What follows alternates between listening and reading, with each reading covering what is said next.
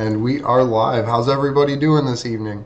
My name is Andrew Smith. I am joined by co-host Misty Winston and our wonderful guest Kevin Gasztola. We do have some really important information to talk about. Kevin's going to be going through the whistleblower Joshua Schultz, alleged whistleblower Joshua Schultz's situation. But before that, I do want to do the numbers with everybody. So we have 3,864 days of illegal and arbitrary detention for Julian Assange. 828 days since the WikiLeaks founder was trafficked from the Ecuadorian embassy after being sold to the US and the UK for a $4.2 billion loan from the International Monetary Fund to the nation of Ecuador.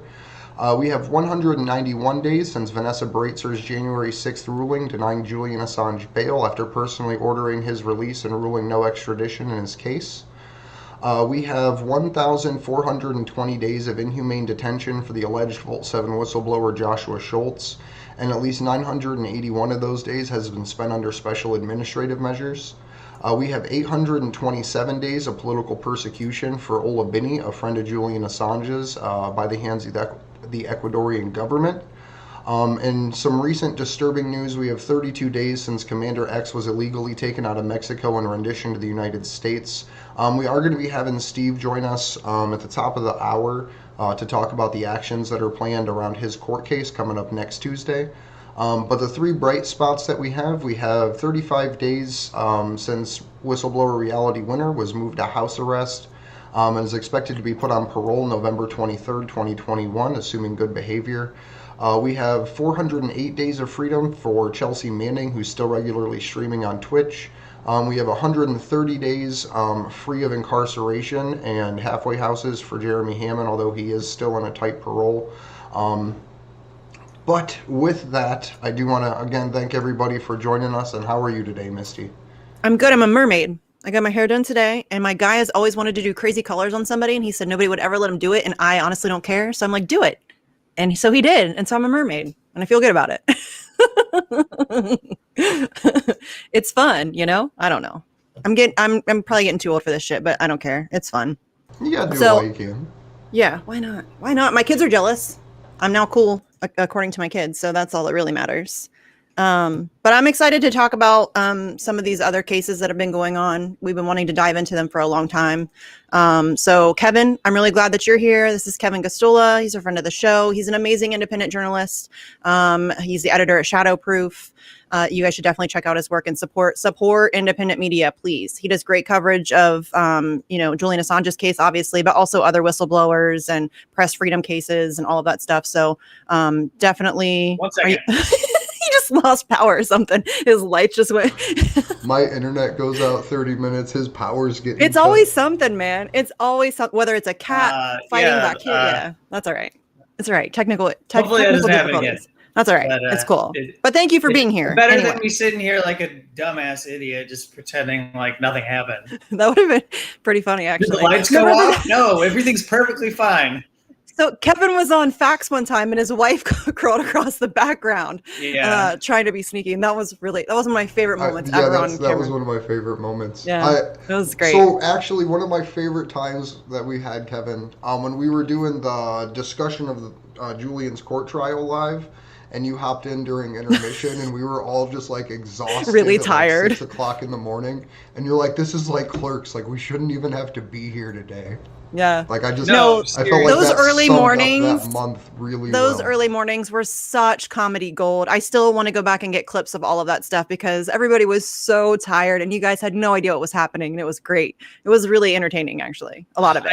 I know we have to be serious, but I feel like this levity is probably healthy for people who feel this is so sucking of everything inside of them. But you know, when I logged into court every morning, when anybody logged into court virtually every morning, they got to see what we all look like when we roll out of bed. Like that immediate moment after you hit the floor, after you leave the mattress. And like I had no lights on and I looked like I was in a cave.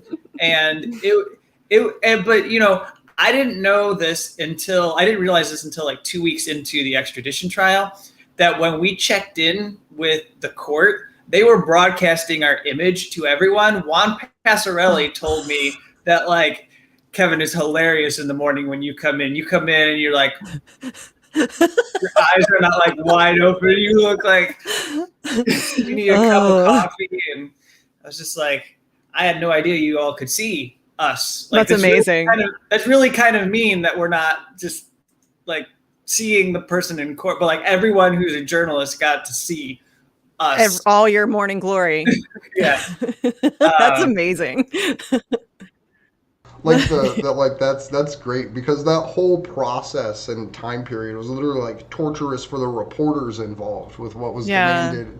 Like, just the articulacy of what you guys were having to do that early in the morning was impressive. Yeah, kudos to you, dude. Trying to live tweet and take notes and try to stay focused, and it's super early in the morning. I mean, seriously, kudos to you for, and thank you for doing it, because that's the only coverage that we were able to get. Like, you know, this was all done behind closed doors, and it was very, you know, there was no transparency whatsoever. So that's really the only coverage that we were able to get. So seriously, thanks for doing it. I know it sucked. It had to. But yeah, you're right though. We have to laugh. Like Andrew and I were just talking about, we talk about it all the time, actually. It's a coping mechanism. We have to find shit to laugh about. Otherwise we would go insane, if we haven't already gone insane, honestly. But yeah, so maybe we should start with who Joshua, is it Schultz or Schulte? I'm never really sure how to pronounce it because everybody does it different. I'm going to say Schulte. Okay. Yeah. I'll say Schulte.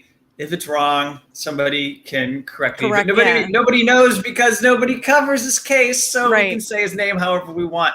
The only person who knows is Matthew Lee, who is covering it for Inner City Press and has been doggedly covering it independently as a reporter who covers almost a ton of cases that come through the Southern District of New York. So I'm just plugging. If you go look for this case, Matthew Lee's Inner City Press will pop up. He's got transcripts that have been posted, and he's got little postings about what has happened on some of the court dates in the past year and a half. And he also did coverage of the trial. There was a trial in February 2020, right before the pandemic shut everything down in this country. So they managed to get that in, and that ended in a mistrial. So the most important thing for everybody to know about Joshua Schulte isn't really, you know, who he is, although we can get into that a little bit. But the most important thing is that this U.S. government, the Justice Department, is so committed to this prosecution that they actually issued a superseding indictment in the summer of 2020 to continue on and bring Josh to trial again. And that is scheduled for October. We have a October 2021 trial date for him. And he's going to be representing himself, it looks like, because he decided to get rid of two of his attorneys. I think he had two attorneys. He got rid of both of them, including the one who did some good work representing him back in the February trial. So that sort of establishes a little bit of the basics. And when we talk about Josh, we're talking about the person who's alleged to have disclosed the Vault 7 materials. So, you know, maybe before we get too far ahead of ourselves, I'll just remind people what this was, like this moment, and what it was and why. What I want to say is that I don't think the U.S. government has actually proven that he is the source adequately. In fact, his attorney, her name was, and she's the one who is no longer going to be representing him, Sabrina Schroff. She said, according to Matthew Russell Lee, that the CIA did not want these documents published. And in fact, they have no idea how they were leaked. And they also do not know when, why, or who leaked the documents. I'm basically paraphrasing. But this was part of her opening statement. And her quote was, "All they know is WikiLeaks published the information on March 7, 2017. That's it. And from what we can tell, and again, these are her words, they picked out some pain in the ass. She referred to Josh as a pain in the ass. And they decided that he has to be the person who's the source of the documents. and they've just been hammering him hard one day after another. And he is under special administrative measures, which gives us a glimpse at the kind of treatment someone like Julian Assange could experience if he was brought to the US, which is probably, more so than the fact that he's been linked to WikiLeaks through this prosecution. What's more significant to me is that we actually get to see playing out what it's like for a national security defendant, somebody accused of a leak. It's possible for us to use his case as that example for how Julian could be treated if he was brought to US soil. So that, to me, is actually the biggest thing I think we should spend our time on, looking at some of the conditions that he's been going through. But I'll let you both get back in here. But just to say that the Vault 7 materials that we're talking about, when I reference them, I usually highlight these key disclosures, which is the fact that there were programs that existed like Weeping Angel that made it possible for the CIA to attack Samsung F8000 TVs and convert them into spying devices. This publication brought scrutiny to the CIA having this fleet of hackers that was targeting smartphones and computers. And what's interesting about these disclosures, by the way, is that they really had a kind of synergy with the disclosures from Edward Snowden. I mean, what we had learned about the NSA, it turns out the CIA actually has some of those cyber warfare operations ongoing as well, and perhaps with even less oversight. The CIA, according to CNBC, had 14 zero-day exploits, which were software vulnerabilities that had no fix yet, and the agency used them to hack Apple's iOS devices, such as iPads and iPhones. And the documents showed that those exploits were shared with organizations like the NSA and GCHQ, which is, of course, the British spy agency. And the CIA did not tell Apple about these vulnerabilities. And actually, that made news, along with the fact that the CIA had targeted Microsoft Windows and Signal and WhatsApp users with malware. So these things made headlines. And as much as people wanted to make a big deal and say that, like, oh, WikiLeaks published the crown jewels of the CIA, they published these sensitive documents and exposed operations that the government needs in order to do blah, blah, blah, blah, blah. That was the kind of thing we had as a reaction from most of the media to the Vault 7.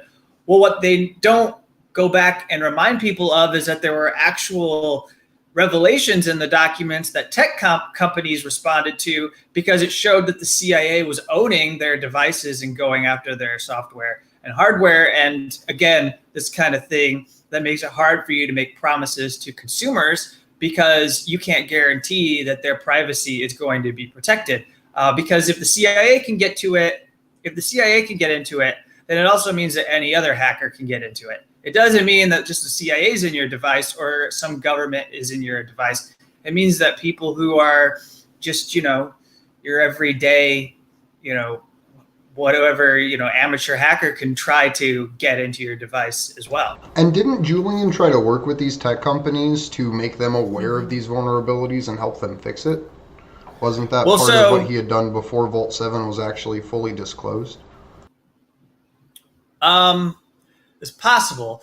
But what I know of this story is that in the aftermath, while he was still in the embassy, there was discussion about how he could hammer out some kind of an agreement with the Justice Department so that he could provide testimony to Congress. It would have been the Senate Intelligence Committee, so that they could have evidence that would go to the Russia investigation. And I think part of, so I think I know what you're saying. So yeah, I think he was at one point willing to hold back some of the documents and was willing to not publish everything. He was willing to talk with members of Congress about the materials. But the key thing here was that a Senator Mark Warner in Virginia nixed it, even though there were ongoing conversations, and said that he wasn't going to do it, even though Julian was willing to offer, his side of the timeline as far as some of the alleged hacking events of 2016 and 20 of that during the presidential campaign, which we don't need to go through again. But yes, you're right. So with Joshua Schultz, just so I know that I have this clear, he was held pre-trial, and then his original trial ended in a mistrial, and he's being held under pre-trial special administrative measures a second time, and it started in October of 2019, I believe. So by the time he goes to court for the second time, he'll have been held under special administrative measures for a full 2 calendar years. That's disgusting. Yeah. Well, we've gone over special administrative measures in depth on the show a couple different times, and I think everybody knows that that's essentially hell on earth. Yeah. So I don't think he's ever been released from the designation. It was Bill Barr who placed him under SAMS, and he's at the Metropolitan Correctional Center, which is, a atrocious and god-awful place. Not that any prison is a great place to be, but he's written several handwritten letters about what's going on. And then I covered in January the challenge to his cruel confinement, where he basically argued that what he was enduring violated his human rights. Saying things like he's had no access to outside recreation for 2 years because it's not available to SAM's detainees. And he cannot even see the world outside his cell because the windows are blacked out, and that he has congenital heart issues, and he has not seen a doctor since his trial in February 2020. He has not once seen a dentist while he's been in confinement. And then he says that when he's moved, he has to be shackled head to toe like he's Hannibal Lecter. He's handcuffed, belly chained, foot cuffed, even though he's never been accused of violence or ever committed any disciplinary infractions. His mail is intercepted by the FBI. One thing he's been challenging is how it takes 40 plus days to move some of his mail, which is actually disrupting his ability to submit motions to the court. That's actually a heartbreaking letter that you sent me. Like the way that he describes his own condition and treatment in there is like it. When you read it, you're like, how is this even possible? We'll get into that later. Yeah. You can continue. I just wanted to point that out because that was a beautifully horrible letter. Yeah. So he says this mail interception that's going on. What'll happen is he'll file a motion, and then the government's going to reply. That always happens. It's natural that the other opposing party gets to respond to what you're saying. And so then he's supposed to get to reply to the government, but he doesn't know that the government has responded because the FBI is intercepting his mail and delaying it. And then the judge will rule before he even gets to see what the government put forward, and he doesn't get to contest what the government is saying in response to his motions. So it's not fair. He's not actually getting an opportunity to defend himself before this judge. And I'm not talking about anything specific I think that is referred to in there, but I'll just quickly, he's in conditions that amount to solitary confinement. He is, like all prisoners, he's struggling with the fact that there's this administrative remedies process. And this is a big aspect of our mass incarceration system. They tell prisoners that you get to use administrative remedies, and you have to exhaust those before you can file your case in criminal court.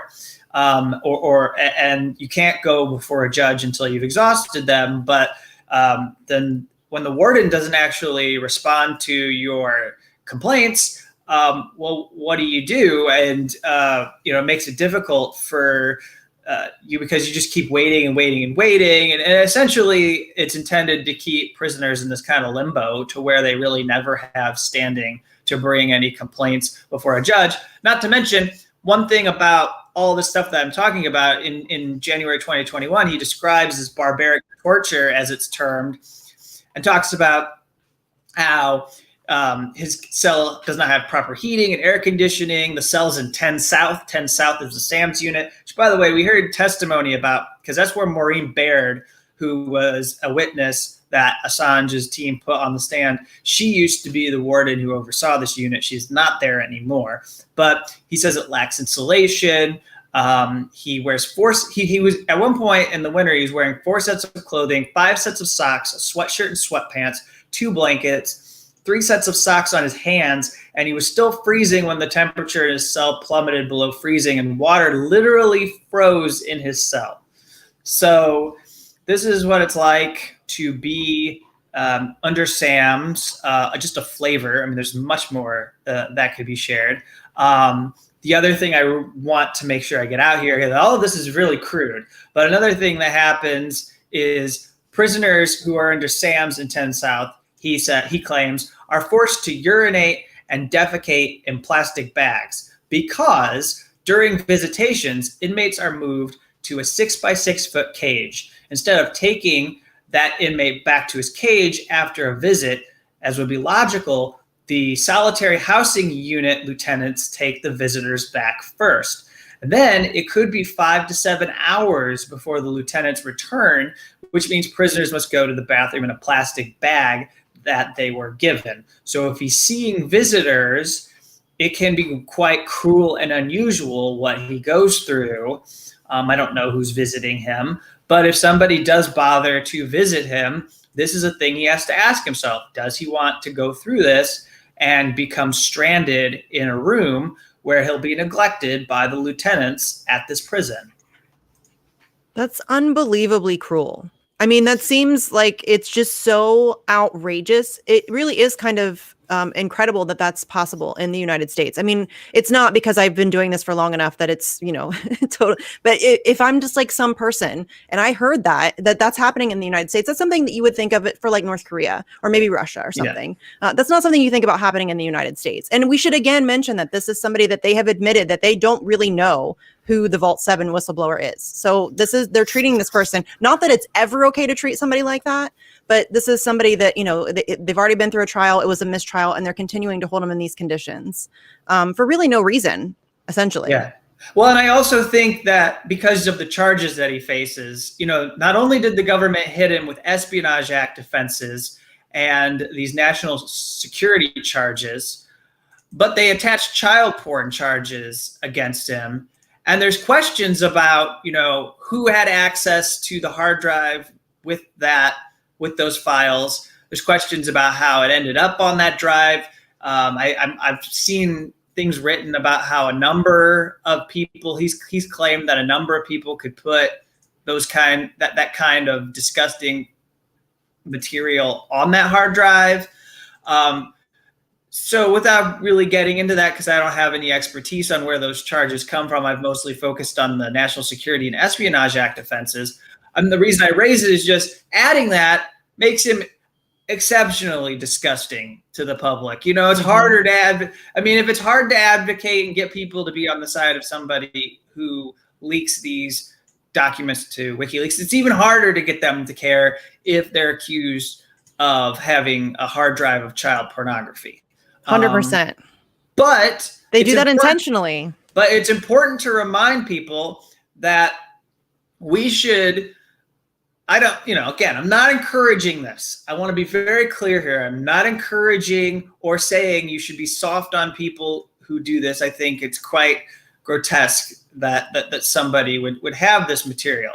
That being said, it's very important for people to understand that some of the worst assaults on our civil liberties begin with people who are prosecutors or national security leaders basically saying that we need this to catch people who are involved in child pornography or are involved in sexual trafficking, things of that nature. They prey upon the fact that we know that those are heinous acts in order to get us to give up our rights and liberties. And so it's really crucial for us to not let that get in the way of what we say when we advocate for not allowing barbaric torture to go on against Josh Schulte. And again, I would continue to say that one of the reasons why I don't want to engage in character assassination, but one of the reasons why I'm not sure that Josh Schulte is actually the source of Vault 7, and I think we are good to raise doubt here, is because he actually is against Edward Snowden. In fact, during his trial, he had a former CIA colleague named who went under a pseudonym, Jeremy Weber. This person took the stand, and a transcript from this trial basically asked Jeremy, "You don't remember Josh ever discussing leakers with you?" He said, "I do remember talking about leakers." So then he was asked, "What do you recall?" There was discussion around Snowden. Okay, and Schulte felt that Snowden had betrayed his country. So then he was asked, he seems to have strong opinions on everything. You sure he didn't say more? And Jeremy elaborated, he probably would have called him a traitor, said he should be executed for sure. I don't remember specific verbiage, but he did express his typical strong opinions. So, again, I don't know what Josh really believes and doesn't believe. I don't know if he's come around and is now sympathetic to WikiLeaks, but I do think it raises a red flag for me as to whether he's a source if he thinks that Edward Snowden should be executed because he thinks he's a traitor, unless he's trying to put up a front so that people think that he's not, maybe he's trying to create a cover so that people think he's, he fits into the CIA.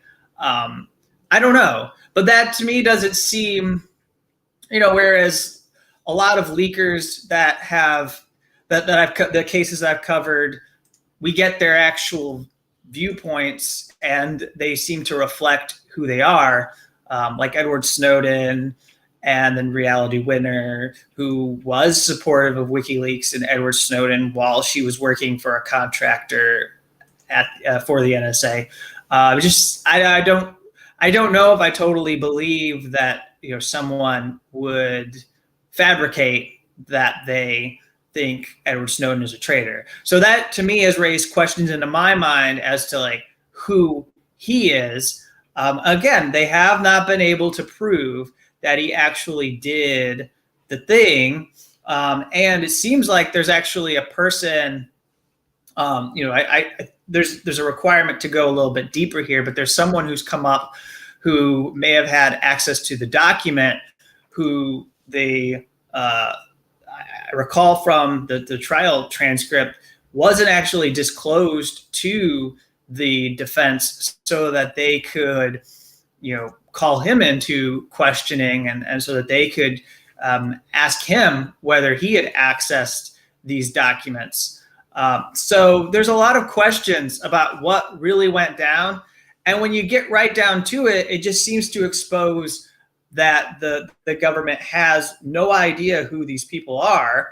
And they're working from a place of confirmation bias where they start off with Josh is the source. And then what are all the things we can throw out there that will make it obvious and clear that he has to be the source? So they're forcing everything that they have to point back to Josh, even though they don't have a lot of evidence to prove anything. So, I think it's actually thinner than the case against Jeffrey Sterling, the CIA whistleblower. And in that, they had nothing. They, nothing beyond the fact that he had talked to a reporter who did publish an article about him. But in this, there's nothing. I don't think they can connect Josh to WikiLeaks at all. We don't have anything that we had in the Chelsea Manning case. There's no chat logs with anyone claiming to represent WikiLeaks. There's no, he's got searches on his computer for Edward Snowden and WikiLeaks, but that's news at the time. So Right. all of that could be standard. So I think there's a lot of questions as to whether he could be the source. And again, like, I don't want to do character assassination. I don't think he's any less of a person if he's not the source. He definitely doesn't deserve to go through this over the last 2 to 3 years.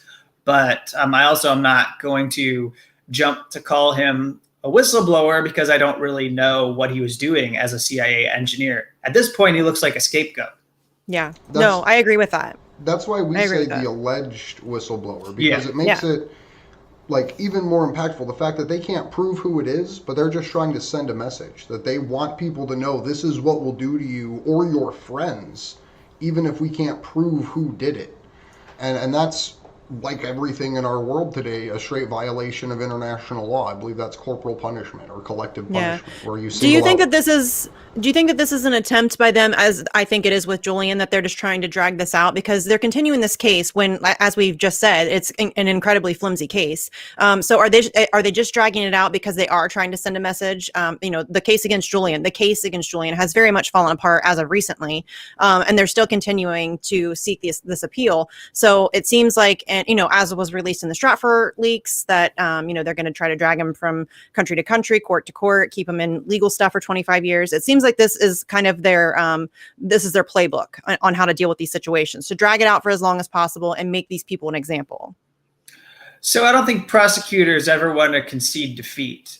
They really do think that they are indestructible, and and everything that they're doing is basically, that they're following the letter of the law, and like they believe they are enforcers of the law. And when they've convinced themselves that this is the person that they need to nail, I think it's really difficult to get them to look in a different direction. I mean, we've seen high profile cases where there's prosecutorial misconduct, and all the time what you see are basically prosecutors that are so convinced that they've got the right person that's where the abuses come from, because they are unwilling to be embarrassed, and they don't want the public to think they got the wrong person, because then that leads us to ask questions about who they are as prosecutors. What are you actually doing? What else are you getting wrong? If you can't find the right person who is the source of these leaks, then what else aren't you able to find? And I think, it's kind of amazing to put this case up against everything we've been told about what happened around the hacking of materials and in the Russia investigation. Because if they don't know who the source is of these Vault 7 materials, then I think it's a little bit easier to argue and convince people that they don't know who the source is of these DNC leak materials or of the Clinton campaign emails. They keep asserting that it has to be a cutout who was working indirectly for Russia. Well, okay, that's your story, but why should we believe you? Like, on what evidence is this what went down? Julian's very consistent. In fact, I actually, I was listening to a clip before we went on air when he, in April of 2017, got to talk to Jeremy Scahill about it and respond to CIA Director Mike Pompeo, who had come out full on attacking WikiLeaks. And he walks through basically his defense of the publication of these materials and how everyone in the media and people in government were getting it wrong, but also they weren't saying certain things. In any case, if they don't know what's going on with the Vault 7 materials, then how is it?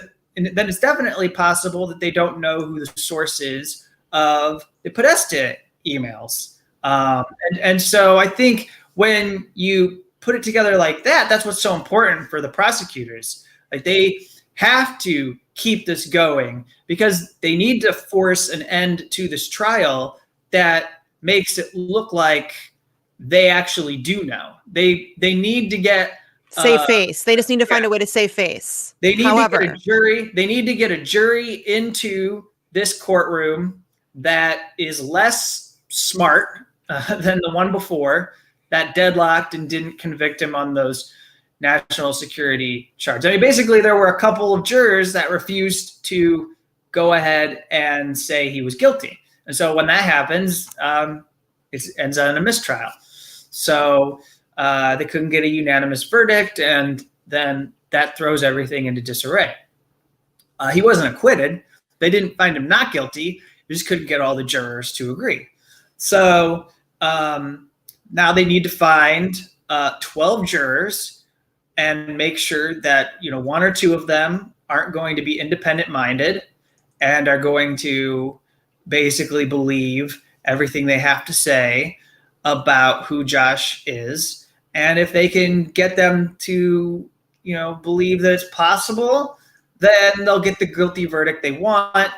And then no longer will it be easy to question them and whether they actually know what happened. But it's clear because of this mistrial that there's a lot that they don't know.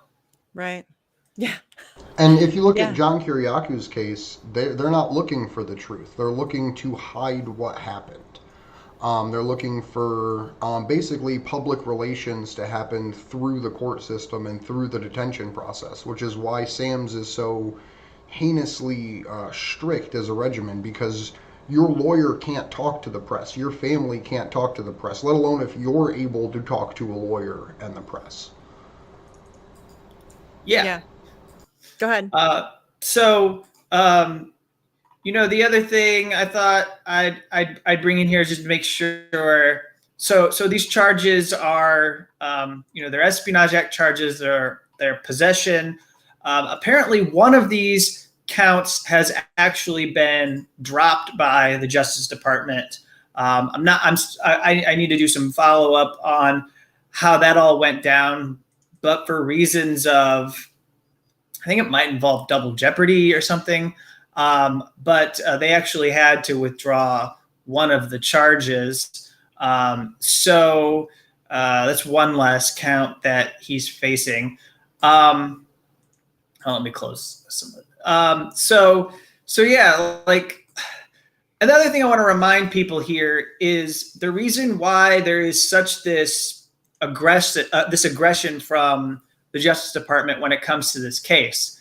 You know, you could watch, I sent you the 2-minute clip, Andrew, of Mike Pompeo. I don't know if we want to refresh people's memory, but, you know, the reason why they're going after Joshua Schulte is because of people like Mike Pompeo who have laid down a marker and called WikiLeaks out as a hostile intelligence service, a non-state hostile intelligence service. And, you know, we need to remember that this fits into a narrative that they want us to believe about WikiLeaks. And so they have to keep it going. They have to keep it up. Essentially, the embarrassment of the CIA is why Josh is in prison. It's why they can't abandon this. I mean, I have this. It's quite something.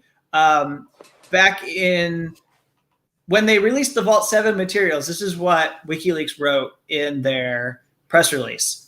The CIA lost control of the majority of its hacking arsenal, including malware, viruses, Trojans, weaponized zero-day exploits, malware, remote control systems, and associated documentation. This extraordinary collection, which amounts to more than several hundred million lines of code, gives its possessor the entire hacking capacity of the CIA. The archive appears to have been circulated among former U.S. government hackers and contractors in an unauthorized manner, one of whom has provided WikiLeaks with portions of the archive. There's nearly 9,000 documents from an isolated high-security network inside the CIA's Center for Cyber Intelligence. So, you know, essentially it was hugely embarrassing to the CIA. What are you doing with your system? How did people get in there and remove all of this material? And that is just supposed to be the most sensitive type of code for how you're conducting cyber warfare operations, both offensive and defensive. And that was something in which you immediately saw Mike Pompeo lash out against WikiLeaks. It's amazing. It turns, everyone, If you want me to play it. sure. Yeah, go play ahead. it so that everybody can hear it. This is like we'll one of his first speeches too, when he It was. yeah, It was first as CIA director. amazing. He dedicated it to WikiLeaks. Yes. All right. These officers, like me, have sworn an oath to uphold the Constitution. They've signed secrecy agreements. They quietly go about their work and try not to get too worked up over the headlines, including the fanciful notion that they spy on their fellow citizens via microwave ovens. As a policy, the CIA does not comment on the accuracy of purported intelligence documents posted online. In keeping with that policy, I will not specifically comment on the authenticity or provenance of recent disclosures. But the false narratives that increasingly define our public discourse cannot be ignored.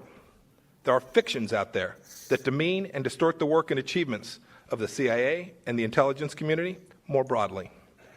And in the absence of a vocal rebuttal, these voices, once that proclaim treason to be public advocacy, gain a gravity that they do not deserve. And that's one of the reasons we at CIA find the celebration of entities like WikiLeaks to be both perplexing and deeply troubling. Because while we do our best to quietly collect information on those who pose very real threats to our country, individuals such as Julian Assange and Edward Snowden seek to use that information to make a name for themselves. As long as they make a splash, they care nothing about the lives they put at risk or the damage they cause to national security. And it overwhelmingly focuses on the United States while seeking support from anti-democratic countries and organizations. It's time to call out WikiLeaks for what it really is: a non-state hostile intelligence service often abetted by state actors like Russia. We know this because Assange and his ilk make common cause with dictators today. Yes, they try unsuccessfully to cloak themselves and their actions in the language of liberty and privacy, but in reality, they champion nothing but their own celebrity.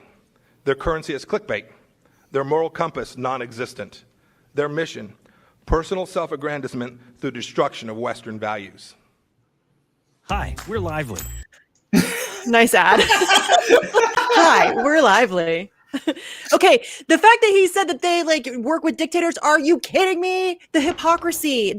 Oh my God, it's unbelievable. I don't know if the United people States know supports this. 73% of the world's dictators, and he's got the balls to come in there and say that Julian Assange is in cahoots with dictators. Fuck off, dude. He's such a slime ball. That guy is such a creep. He's gonna run for president too, you guys. It's scary. He's scary. He terrifies me. Mike Pompeo, never mind, I'm wrong. My timeline's wrong, sorry. I was thinking of the wrong person. Andrew, I love you. Yeah, that guy is such a creep, though. Seriously, that entire speech was garbage. And then, calling him, non-state hostile intelligence, whatever the hell he called him, and Joe Biden and Mitch McConnell both call him a high-tech terrorist and all this stuff. It's very deliberate rhetoric. It's very deliberate propaganda that they've been doing it for over a decade. We're living in the result of all of that. And he's just such a slime ball. That whole speech was gross. And literally living in it, right? So we're living through an era of cyber attack. Right. Cyber attacks going on all across the country and the world right now. Literally using the tools that Julian released to the public, not literally, but in journalist form, to get them fixed, are now being And used Andrew, just so you know, you were right. You were right. Yeah. I found an article. I looked it up earlier because I was curious, because I remember what you said about him going and reaching out to the tech companies to offer his assistance. Right. He absolutely did that. He, in fact, there's an article from Wired from March 9th, 2017 that is titled Silicon Valley, WikiLeaks wants to help you fight the CIA. The big question is if and when Julian Assange follows through on the latest blockbuster promise. So yes, he actively reached out to them and offered to help them safeguard against these, CIA capabilities or whatever. And I don't think I think one, maybe was it, I don't know who it was, but I think only one of the companies that he reached out to even got back to him, which is very telling. Yeah, I don't know. I mean, if I had to guess, the only person who's going to call him back is Jack Dorsey at Twitter. But, I think that was actually who it was. But I think that's just because that guy he doesn't conform to the system quite like Mark Zuckerberg. Yeah. Even if he's engaged in gross censorship on his platform, he's still he allows himself to explore different ideas. Yeah, I mean, I don't know if you wanted to move on and talk about before I have to run off Daniel Hale and some of the other stuff that we had. Yeah, we can definitely jump into that if you want to. Can you just give us kind of an update on what's going on in Hill's case? Yeah, so we've got a hearing on, I believe it's July 27th. That will be the sentencing hearing. So he already pled guilty, and then the judge will bring him before the court. He'll come before the judge, and there will be some back and forth where I think both sides will outline their argument, although it'll mostly be settled at that point, and the judge will issue a sentence. Now, just so you know, what's really crazy about this case is that Daniel has already pled guilty to one charge, but the prosecutors don't think that's enough, and they're refusing to dismiss the 4 other charges that he is faced with. And they're not being straight with the court, and the judge is allowing it, which is not surprising in the Eastern District of Virginia, where there's such deference for people, these prosecutors.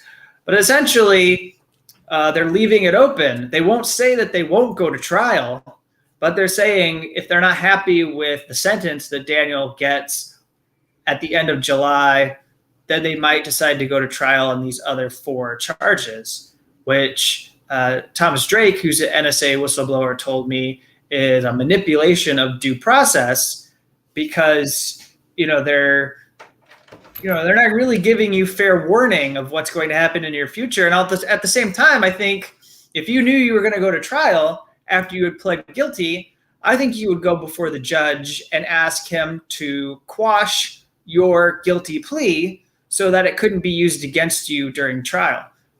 Because right now he's pled guilty to this one charge, hoping that those other 4 charges will be dismissed. And then if he does end up being forced into another trial later on this year in 2022, then they're going to be able to use that guilty plea as to say to the jury, he admitted to one charge. Obviously, he did these other 4 charges because the other 4 charges contain elements of that first offense. The first offense covers everything that he did, that he's allegedly done. Obviously, we believe that that's to his credit that he did this. And what he did was he ghost wrote a chapter of the assassination complex by Jeremy Scahill. He released these documents. He released all this material on the way the watch listing is done for people and how abusive it is, and the ways in which people, especially Muslim Americans, can get placed on the list with no evidence or not. And they can pull names from like family members' phones and just put you on the list without anything to back up their reasoning. And now, the latest development thing that I'm going to write up here, but I'm kind of waiting for a fuller outline from this organization to be filed with the court. But this organization called CARE, which is the largest Muslim civil rights group in the United States, has asked the court to submit evidence to help him get a reduced sentence by saying the watch listing guidance document that he released helped our clients get off the no-fly list. Like his whistleblowing helped people get themselves off the no-fly list when they were placed there inappropriately. And that was a state secrets case. For some of these people, the government, and this was under Attorney General Eric Holder, they were invoking state secrets privilege so that these people who were basically had their liberty interest in travel violated could not figure out why they were placed on the no-fly list and could not get themselves removed from the no-fly list. And Daniel Hale revealed this information. We talk about him as the drone whistleblower, but he also provided the watch listing guidance document to Jeremy Scahill. And so there was these drone documents. There's things about small warfare operations that were taking place in African countries. There's evidence this British citizen Bilal Burjawi was basically put on a kill list, and after the UK revoked his citizenship, and subsequently he was assassinated and killed. So they basically washed their hands of any responsibility for him in the UK, and then the US was able to assassinate him and target him. So these are important documents that broadened our conversation about the drone program, especially through the Pentagon. He is, though, right now at Alexandria Detention Center. He's in the same facility where Julian Assange would be put if Julian was brought to the United States. And in that facility, just in the last few weeks, there was a suicide. There was a suicide in that facility. There was a man who was accused of significant crimes. I think it included armed robbery. He is a nuclear engineer. I have no idea what led up to whatever he did, but he was viewed as needing psychiatric help immediately and was urged to be transferred to a federal prison hospital and to not be held in the Alexandria Detention Center. And that prison hospital refused to take him, and he ended up committing suicide in Alexandria Detention Center. The exact thing that Baretzer was rightfully concerned could happen to Julian Assange if he's put in the facility in pretrial confinement. So this is not an abstract future that we're talking about. It's not an abstract potential future, because we've actually seen this happen. Not only did we see Chelsea Manning pushed to the brink and attempt suicide when she was resisting the grand jury subpoena, we now have another example of someone actually confined for a few days, only a few days in this facility, and then they succeed in taking their life without being stopped by the Alexandria Detention Center. I simply don't think we can accept the words of this facility that they would stop anything bad from happening to Julian before he got a chance to go to trial. And that's really bleak. It's very dark and grim to talk about Julian in that way. But Thank you. we have to talk about it that way because that's what this appeal is going to turn on. That's what this appeal is going to turn on. And that is such an important point, Kevin. It's such an important point because we were just talking about this, I think last week. We're having this conversation about, these assurances that are being given by the United States about how, oh no, we're going to be super nice. It'll be fine. Like he'll have craft time. It'll be cool. That is worth absolutely nothing. And we shouldn't even be engaging in that conversation because he shouldn't be in jail anyway, period, end of story. They have no case. And so we're kind of being drawn into having this argument about, are the conditions going to be fair? And that shouldn't even be, something that we're engaging in because he shouldn't be in prison. He should not be in prison.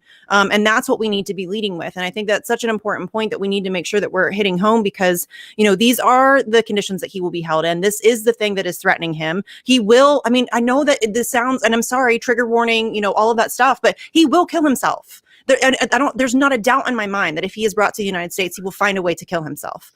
He's already been tortured for over a decade. He's been subjected to psychological torture for years and years. And yes, he's a very strong human being and he's been through a lot, but one person can only take so much. And knowing that you're about to be thrown into a hole, essentially in ADX Florence for 175 years, essentially the rest of his life, would you be able to go through that? I wouldn't. I know I wouldn't. And so this is what we're up against. And so having these conversations about are the conditions going to be, nice enough. I don't care. He shouldn't be there to begin with. And even conversations about where he'll serve, right, his sentences. Yeah, Australia. He can go to Australia. We had Deepa on last week, and she pointed out that there shouldn't be a sentence to be served. So there shouldn't be any type of talk about that because he has already won his extradition case.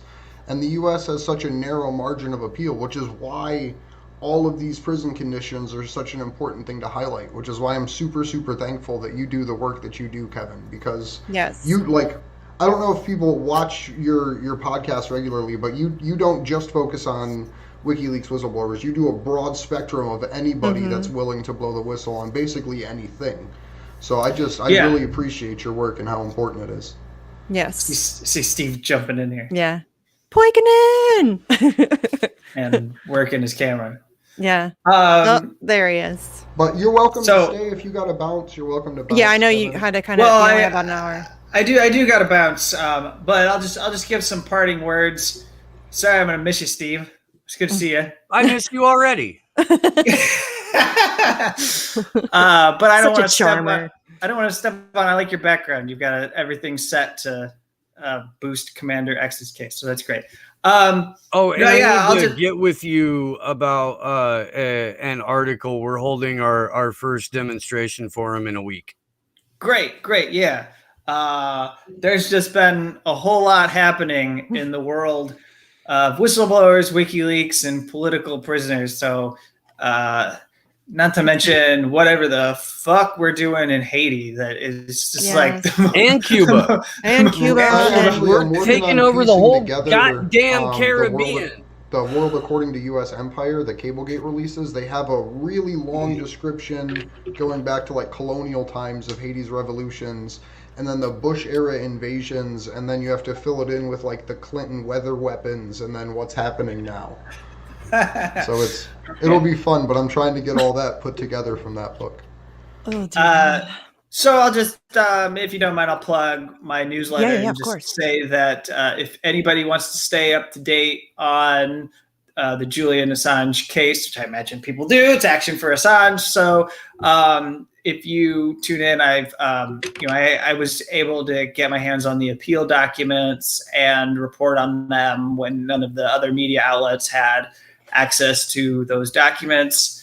I was able to know exactly what Stella Morris was talking about when she said it was limited grounds. It's actually a bit of a victory. It's bittersweet because he's still in Belmarsh prison, but it was a small victory. I can tell you that we did not want the U.S. to be able to contest whether he actually is a risk of suicide. And they also wanted to discredit a doctor, and they're not going to be able to do that. They wanted to say that he wasn't credible, Professor Michael Kopelman, because he hid Stella Morris from the court, which is not true. But so people can go to that newsletter and subscribe. You're talking about I do a couple shows. I do the Dissenter Weekly, which is on whistleblowers and those cases. And then I do a show with Rania Kalik called Unauthorized Disclosure, which is more about empire than whistleblowers. But thank you for having me on to talk about these cases. Yeah, of course. You're always welcome back to talk about any of these cases. We're trying to branch out and get people involved and educated about some of the other things that are going on. And, not to like blow smoke up your ass, but you really are one of like the premier journalists for the Assange case. You're somebody that's very, to me, and I don't trust a lot of people, I trust your work. And so, you guys really go and support him, whether it's the Dissenter, Unauthorized Disclosure, or Shadowproof. All of those are excellent sources. Support if you can. And you're always welcome back. So thank you so much for coming on and talking about this stuff. All right. Good luck to y'all. I'll see you. Thanks. My cats are going crazy. So, Steve. Hi, Steve. How are you doing, my friend? How's everything been going? It's been about, I think, 2 weeks since we had 3 weeks. Steve's trying to go full time, fam. Help him out. Steve is full time. So it's now I'm just waiting to see if we get thrown the life preserver or if the boat just goes.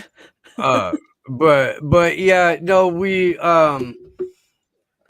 been doing this about 3 years and have had a incredible amount of support and have been able to somehow like be in the right place at the right time for some very, very valuable friendships to have formed. And also probably John McAfee left keys to his fake death or clues to him faking his death and escaping from the clutches of both the United States empire and tax fraud charges. That may have happened. It may have happened, and so seeing how much trust we've actually built up with the audience, and if we're worth what we're asking, and there you have it. Yeah, I'm excited. You're worth everything and more, Steve. The work that you've done Yeah, you guys have been, independently and with us has just been fucking amazing. And the work you still keep doing, like the organizing for Commander X, while still doing accurate reporting of all of the other crazy shit that happens in the world, is... In the middle of filming my first documentary and hosting and live streaming the home run events in multiple states and cities. They tried to use mudslides to get you out of your house. They tried to use forest fires.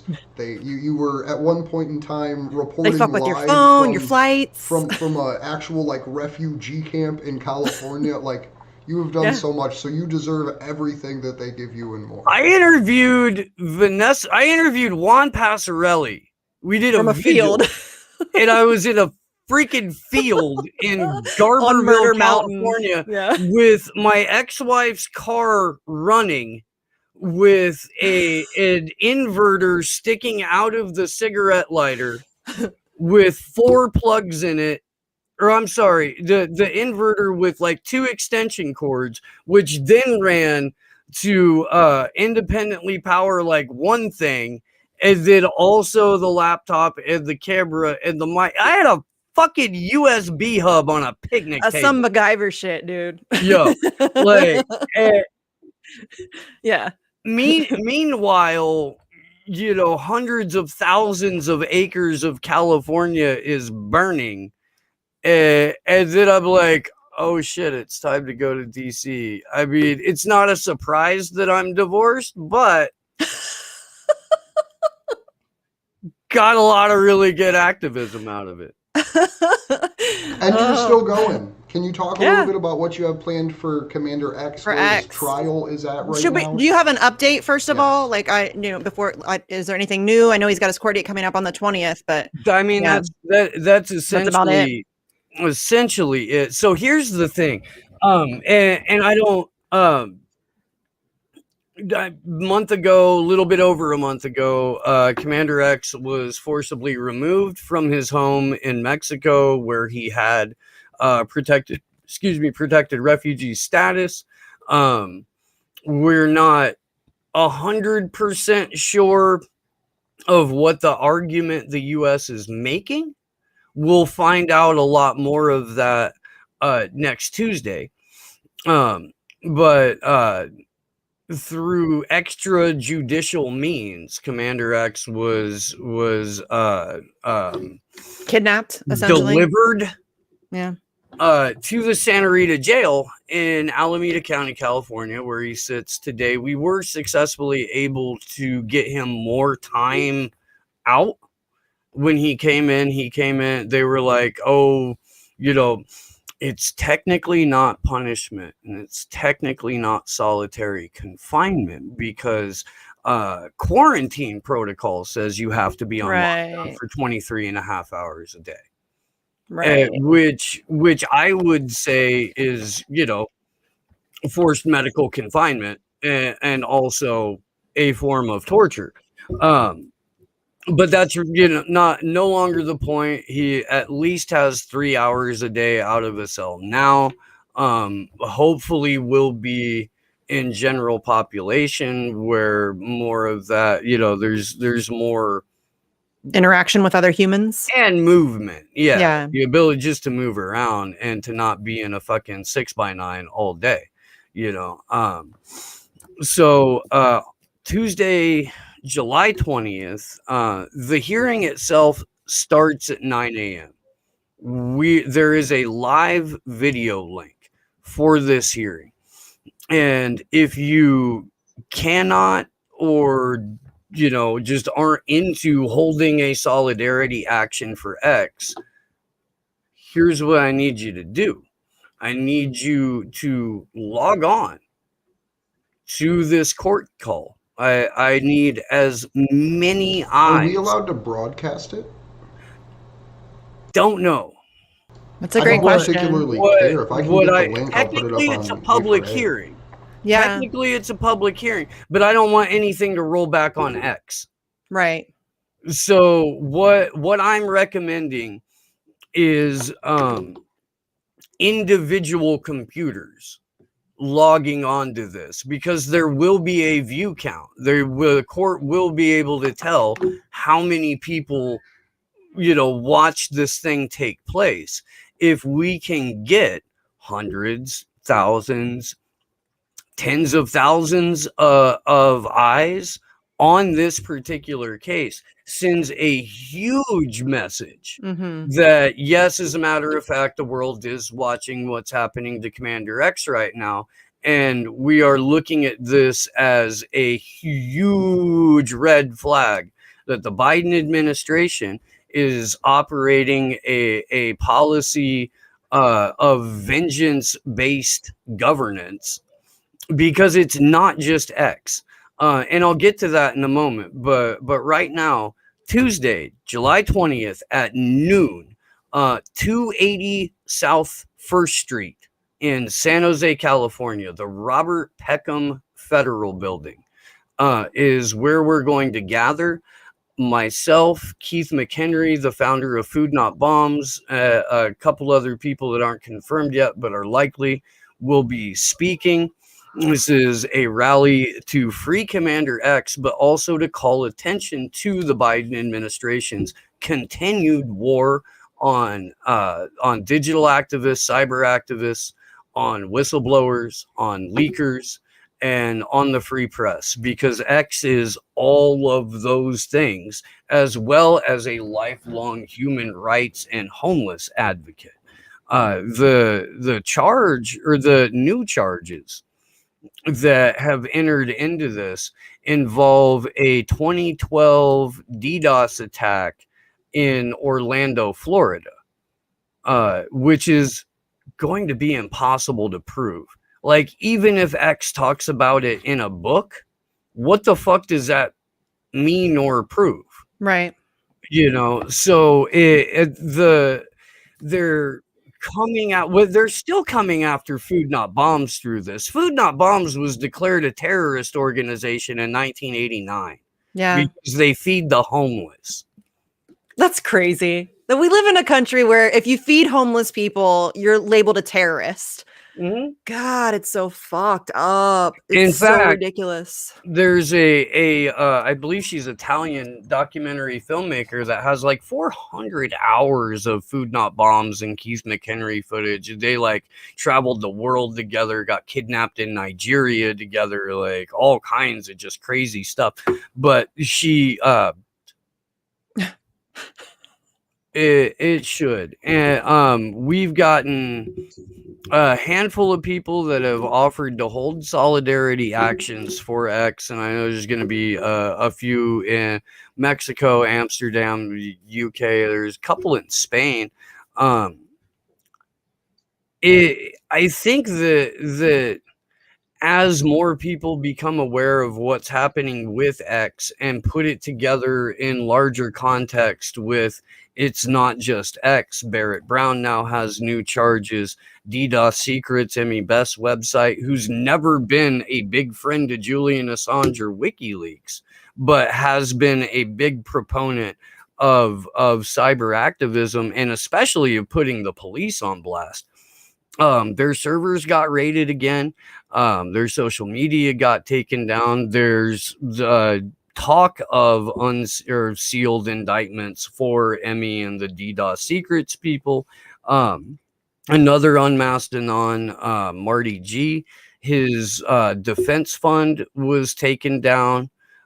He's had some of his social media accounts targeted. There are people that have been, like, the targeting of them has increased significantly. I don't want to put their names out right now, but the targeting that they've been experiencing and the harassment that they've been experiencing and like gang stalking good shit online, that's all ratcheted up.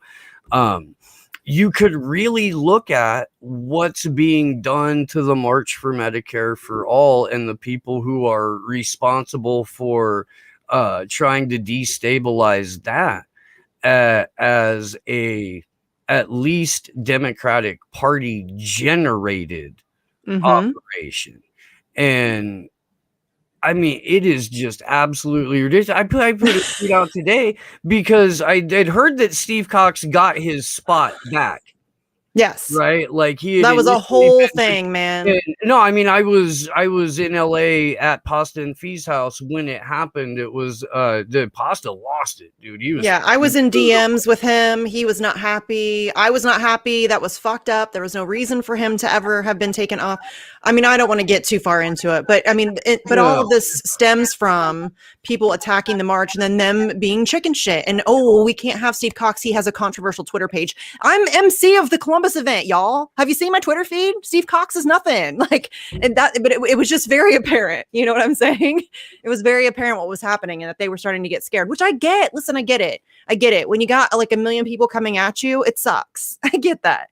But you can't back down to these people. You cannot. You can't get bitched. And that's when the organizers need to be like, yo, we asked who we asked. Mm-hmm. And if you think you can do it better, then do it fucking better. Put up or shut up. Geoff said he was going to do his own rally. Put up or shut up. Do it. Organize it with all your professionals, homie. Let's see it. Yeah, but that guy's not going to because he doesn't want the thing. And to be perfect, like, that's not my fight. It's not. The state-run healthcare frightens the crap out of me. You know, private for-profit symptom treating, that's not working either. No, and I think if you successfully have a march, if you get people talking about it, then you can at least start a conversation on how to do it better and do it different without going, okay, well, let's hand all the power over. $14,000 for 1 liquid ounce of whatever will stop my asthma. You know, obviously not tenable, but having Nancy Pelosi or AOC or Mitch McConnell making decisions about, you know, individuals' healthcare, equally frightening. Maybe worse.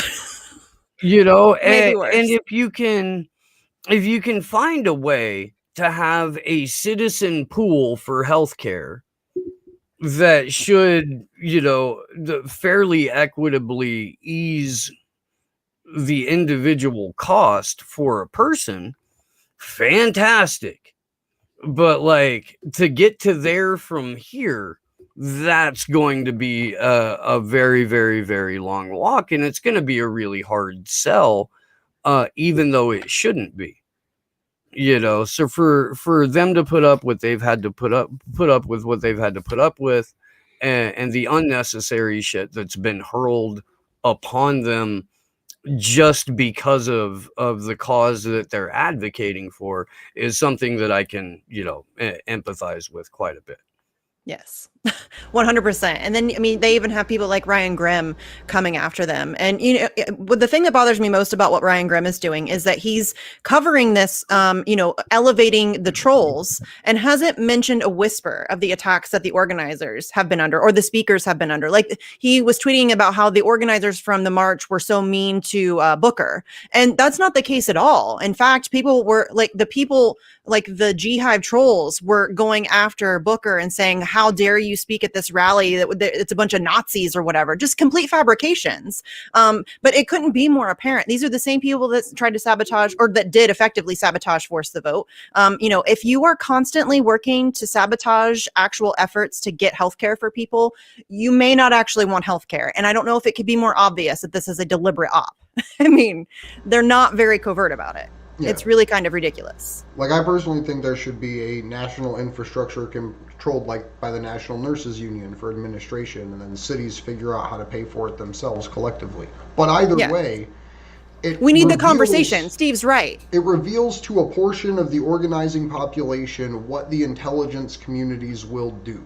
And it's, I feel like our responsibility to educate them about things like J-Trig and all of the other different techniques that intelligence communities use to interrupt these organizing methods. So I think it's at least a great way to spotlight all of this while fighting for healthcare. Yes, and like Steve said, having these marches, because I don't agree with like state, that scares me too. I don't want the state having that much control. I'm kind of an anarchist, but I think that we need to have this conversation, and I think that this organizing effort is a worthwhile venture. And so while I may not agree with like the end game that some of these organizers may have, I'm willing to work alongside them because we share a common goal.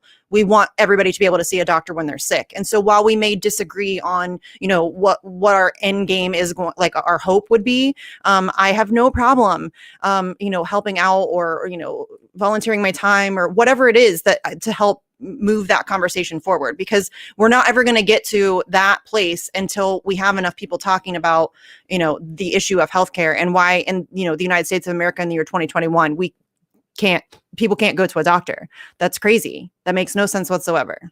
So Steve, we had a question in chat asking where people can find a link to tune into Commander X's trial. Yeah, I'll pull that up right now. yeah. And like, seriously, if you have multiple devices, pull it up on multiple devices. Because like Steve said, really the numbers is what is going to make the statement. So if we can get, hundreds or thousands of people watching it, I'm going to try to do an event. It's probably just going to be me standing on a sidewalk, but if that's what you can manage, do that. Or I thought about too, I'm decorating my Jeep with like Free Commander X signs and whatever, and just driving around, like with balloons or something, like to get people's attention. Whatever you can do, get creative. It doesn't have to be like a huge 50-person rally or a huge, 100-person rally. It can be you on a sidewalk with a poster board, and that's good enough. Like, people will try to shit on your attempts at organizing. Fuck them. That's good enough. Just whatever you can do. Andrew, I'm putting links in the element because there's a webinar ID and password that's got to accompany the link. I'll tweet it out too, multiple times before Tuesday.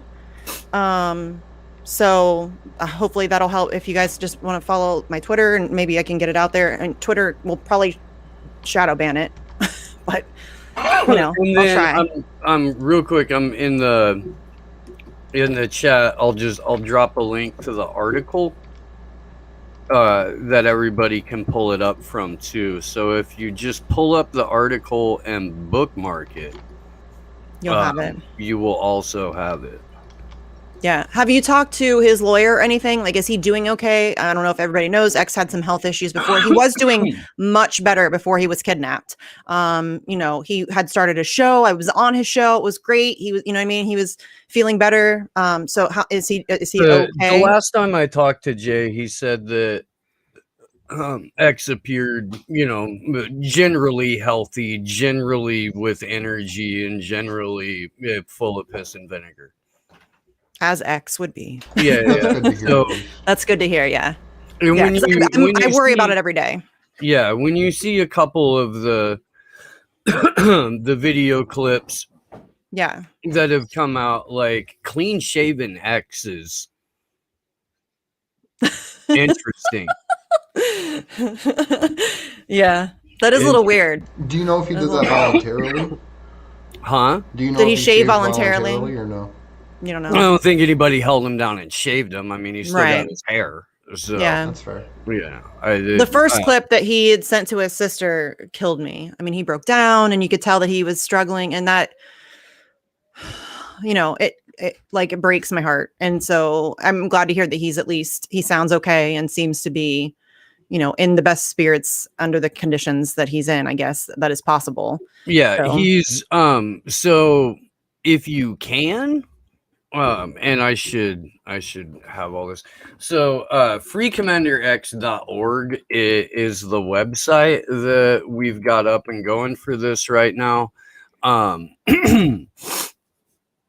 There are a couple of different things that you can do. If you go to, you actually have to go to the Santa Rita jail's website itself to sign up to put money on X's books.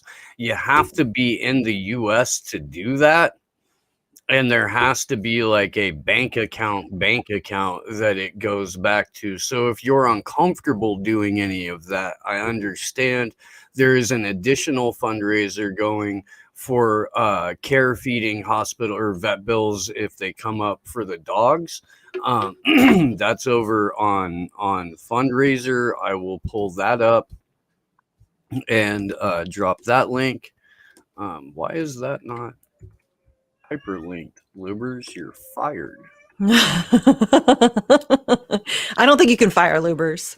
I think he's unfireable. He'll just come back. Yeah, he will. I don't think he's going anywhere. But yeah, if you guys can drop money on his books, that would be excellent. Because I mean, being in jail sucks, and not being able to, buy things for yourself sucks even worse. So, do we have any idea? Like, is this first court date? I'm assuming this is just like a preliminary, like bullshit, introducing the case to the courts, blah blah blah, yada yada. Right? Is that all that we're doing on the 20th? Do we have any idea like what kind of time frame we're looking at as to when we could potentially get him out? Or no, this is this is an arraignment. It's let me see what the exact legal ease is for it. Yeah, I'm not good at all this stuff, so that's why I'm asking, because I don't know how any of this shit works. I should, but I don't. I know more. I think I know more about the British court system at this point than I do about the United States. Yeah. Yeah. It is a little fucked up. It's Yeah, been a but this crazy, is all. 3 years. It has. Yeah, definitely. I'm exhausted. We were talking about this earlier. I'm fucking exhausted. It's like getting constantly beat down, like we talked about with Kevin too. Having to find a way to laugh and like make light of some of this stuff, because otherwise you'd lose your fucking mind. Yeah. Oh, hi, Kitty. So yeah, this will just be like general arraignment, reading of charges. He's charged in 2 cases. 2011 case with intrusion into a protected computer and denial of service attack in Santa Cruz. And then this new Orlando charge, which is basically the same thing that he's getting charged with in Santa Cruz. So on opposite parts of the country, for disrupting a website. In the case of Santa Cruz, it was on a Saturday when the buildings and offices were not open, and no one was there. With the thing in Orlando, the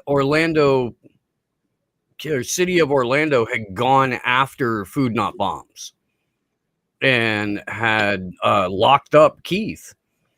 And so I think it was like the Board of Tourism or something where the DDoS protest on that website was. And the city of Orlando claimed that it had cost them tourism dollars because the website had been taken down.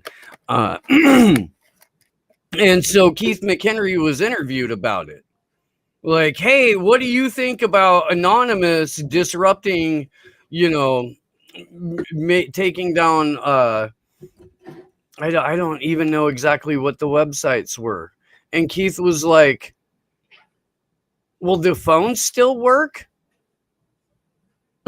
Yeah, the phone still works? Okay. Was anybody hurt? Right? No. Okay. Did the homeless people still get to eat? Yeah. Okay. What's the problem? I feel like that should was... be called the Commander X defense. Like, I Yeah. don't see what Right. the problem is. But that's what troubles me the most about what they're doing to X is I mean, he's been in Mexico for what, like 4 years or something? And Since 2018, yeah. yeah, and now all of a sudden they're coming to get him.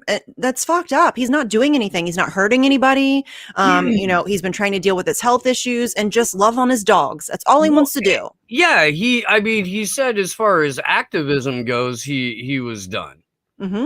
You know, he wasn't going to be doing it. He would advocate for the release of Julian Assange, for charges to be dropped on all political prisoners. You know, he'd advocate for getting homeless people out of their situation and housed, advocate for, you know, the removal of draconian laws against homeless people. But that's not, you know, Right. like we got the Freedom Camp in Santa Cruz, their 4G router, mobile router. Like, X didn't. It was his idea. We made it happen, you know. And I don't know, man. It really does. It looks like the Biden administration is taking a vengeance-based approach and going and settling old scores from the, you know, the heyday of Anonymous and WikiLeaks. And everybody, the other thing is, it's a straight violation of political asylum. So it throws out every a violation of his political asylum. asylum. Law. Yeah. well, and I mean, Julian Assange was the precedent for that too, when his Ecuadorian citizenship was removed without due process, and he was trafficked out of the embassy. That set an international standard when there wasn't international outcry over it, when people didn't demand that the US be accountable and the UK be accountable for, you know, conspiring to remove a man's citizenship illegally, zero due process. Like, when that didn't happen, the US went, bet you we can do it again. Yeah. And here we are. And it's with a, you know, this time it's with a cyber activist instead of a journalist and publisher. But what next time? And the fact that it started with a journalist and publisher should have had people going crazy. And then now we've got Freedom of the Press Foundation board members going absolutely bug fuck nuts, trying, even though the statement was, oh no, I totally support his release. Then, motherfucker, why are you trying to then shut go out of your way to make sure that political punishment is exacted? Because you claim to have intimate knowledge from the 20 total hours of your life you have spent with Julian Assange. 20 hours. And Juan Passarelli even said a moment about a political conversation about the hypothetical results of an election. You're going to use that to be like, okay, yeah, no, fuck it. Let's just go ahead and destroy free press. Yeah. Let's do that. And just making shit up like that, just like making these assertions and acting like it's just fact. And Juan Passarelli brought up a good point. He's not mentioned in the UC Global case. And when's the last time he was at the embassy? The last time I can find evidence of him being there is 2014. We didn't even know Trump was going to run, but suddenly he knows from intimate knowledge that Julian Assange wanted to help Donald Trump get elected. I mean, fuck off. What he's doing is disgusting. It's inexcusable. And even even if that's the case, your action now, your position now is because I believe this thing about Julian, I am 100% going to side with Donald Trump and Mike Pompeo and fucking John Bolton and Mitch McConnell and Hillary Clinton and Joe Biden. All of this, and Joe Biden. I'm going to side with all of these people because I believe this one thing to be true. I believe he favored Donald Trump in the election, so I'm going to side with Donald Trump. I'm going to side with Bill Barr. And now I'm going to side with Merrick Garland. Yes. And his Because assertion my doesn't even make feces sense. got hurt. Yeah, but those assertions don't even make sense. Donald Trump's the one that had him arrested, y'all. And Donald Trump offered him a pardon if he would give up his source, and he said, "Fuck you." Like, that's not the actions and behavior of a man who was trying to get Donald Trump elected in the first So place. I actually don't believe that Donald Trump offered him a pardon. I think it was probably like a I don't think Trump offered it to him. I think somebody else I offered believe it. that Dana Increase his Rohrabacher position was in the trying world. to get back into the DC Yes. bubble and try to get back into relevancy, because at that But the point is, Assange already turned it down flat. Yeah. Well, yeah, and that's verifiable. Yes. And it's also verifiable that Kim.com was going, "You're a dumbass for that. Yeah. You should totally tell them who the source was." And so here's my conspiracy theory about that, is that more than just Seth Rich was involved. There were more moving parts than Seth Rich or Aaron Rich or Michael Ratner, for that matter. Michael Ratner's deceased, kind of questionably, when you remember the CIA has a heart attack gun. But there are still living people who were involved and who have intimate knowledge of how the DNC leaks got to the embassy. So Julian Assange is never going to talk about that. No. Because even if one or two of the people involved are no longer living, you're still giving up your sources. You're still, potentially putting people who aren't dead at risk. And that is not how WikiLeaks operates. No. Like, I find myself reminding people now, because they've forgotten. Chelsea Manning got caught because she confessed to Adrian Lamo what she did, and he immediately ran to the FBI. Yes. Julian Assange had nothing to do with that. Julian Assange to this day still refers to her as an alleged leaker.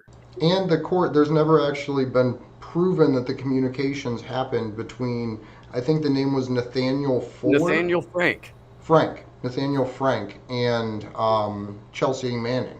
Yeah. Was the conversation. And it was never proven in Chelsea's case, and it was presented as fact and actually dismissed in Julian's case, that was him, and that was a conversation that had happened with her, because they were never able to get her to confess to anything because she's a badass.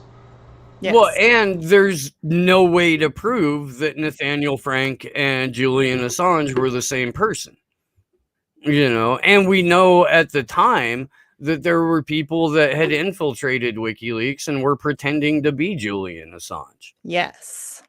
Like, the idea that this prosecution, the witnesses involved, and the testimony that they've given stem from a conversation between Sabu and Siggy, where Siggy is pretending to be Julian Assange. "Dear Anonymous, I would like for you to hack high-profile targets and then release the information to WikiLeaks." And Sabu pretending not to be a Fed.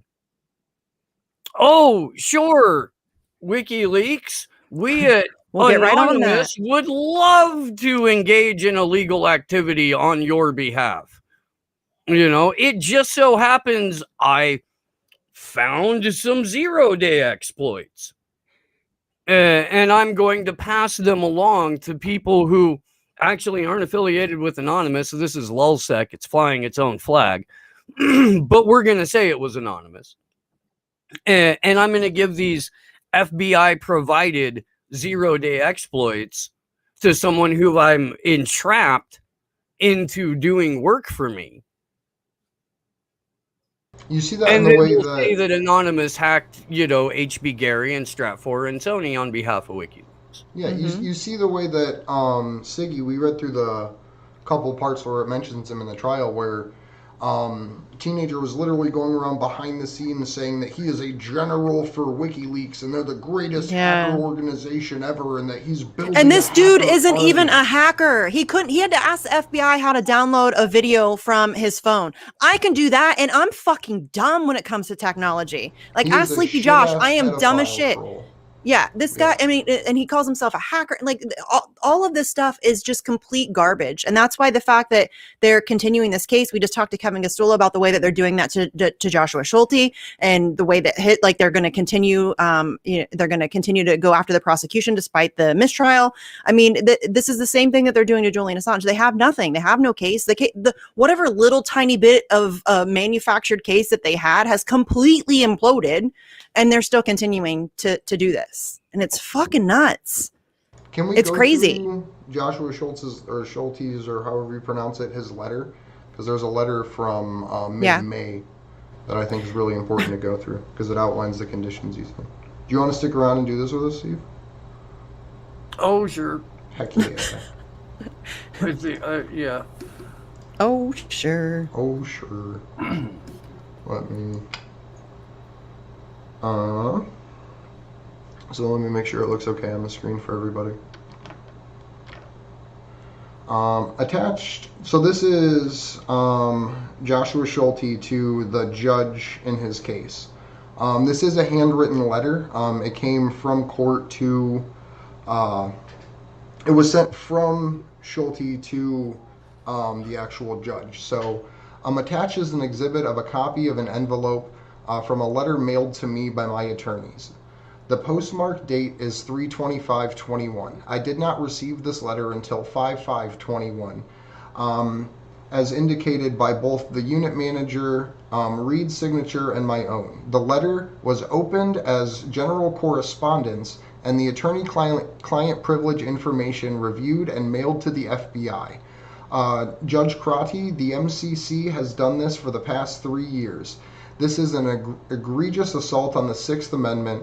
Not only the opening and reading of attorney-client privilege material, but the consistent 42-day delay. I have letters dating back to 2018 with a 42-plus day delay in receipt and the illegal copying and opening of the attorney-client privileged mail. I outlined this... Incredulous. I couldn't read that word, thank you. Incredulous. I have terrible handwriting, so. In my own motion for modification of conditions of confinement on January 15th, 2021. You denied that motion, but I filed a motion for reconsideration. As I did not have a chance to file a reply brief, mainly due to the 42-day delay it took before I received the government's response. My motion for reconsideration is still outstanding. In addition to the illegal opening and delay of my legal mail, I also ask for relief from torture, including the ban of all books and the institution's library, the ban of looking outside, the ban of outside recreation, the ban of arbitrary commission items such as Cheerios, sleep deprivation through constant cage lighting, toilets that do not flush, no heating or air conditioning, filth, among countless others. The conditions of confinement are only applied to SAM's inmates, and the conditions violate both the Fifth and Eighth Amendments because the conditions are arbitrary with no legitimate penological interest and impose cruel and unusual punishment. I detailed in my motion for reconsideration that a motion for modification of the conditions of confinement is properly filed in the civil case and gave substantial case law from the Second Circuit that proved my argument. I asked this court for a ruling on the motion because otherwise it is essentially pocket vetoed with no way for me to appeal, and the MCC will continue to delay my legal mail for 40 plus days and give it to the FBI as well as torture me in unconstitutional conditions of confinement. I also remind the court that my motion for the mirror image, well, I'll pause it here because this is where it gets into something that we had discussed with Kevin. But all of that's fucking gross. Yeah. It's gross. He can't even look outside, y'all. I mean, I know we just talked about this with Kevin, and I know that he detailed it very well, but this is hell on earth. Special administrative measures is hell on earth. And this is what is facing Julian Assange. This is 100%, no matter what the U.S. assurances are, that ain't worth dick. This is what he will be facing. Exactly. Probably worse. I don't know how it could get much worse, but they'll figure out some ways to make it worse, I'm sure. And the one line here that's truly disturbing is where Schultz says that this is only under special administrative measures that things like this happen. And since this letter was written, there has been people in jail without trial under these exact same conditions from the January 6th protests that happened all across the country, not just in DC. So that's the one point that I disagree with, is it's no longer only people under special administrative measures. There's pretrial detainees coast to coast that are held like this now. 100%. This is a symptom of our greater mass incarceration system. I mean, this is what we do. We throw people in boxes and forget about them, essentially. When I fell off of the roof and just shattered my leg and all that shit, when I got the external cast, the one with the rods that come out of your legs and then connect with the bar, it's called a fixator. Neat. When I got that removed and then got put in like a cast, when I came out of that, they made this like hard plastic mold for just my calf and the bottom of my foot, and it had one little piece of metal. It did some like Velcro that, attached and got it around. I was arrested in Indiana on a 14-year-old failure to appear, just like Commander X. On a case that I didn't even freaking remember. But when I went to jail, they put me in solitary because they told me that the brace could be used as a weapon. And I'm like, but it's how I walk.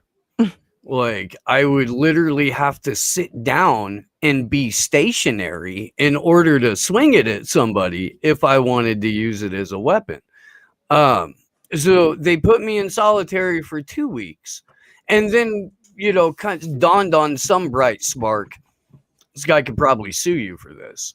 So instead, they took my brace and gave me metal crutches.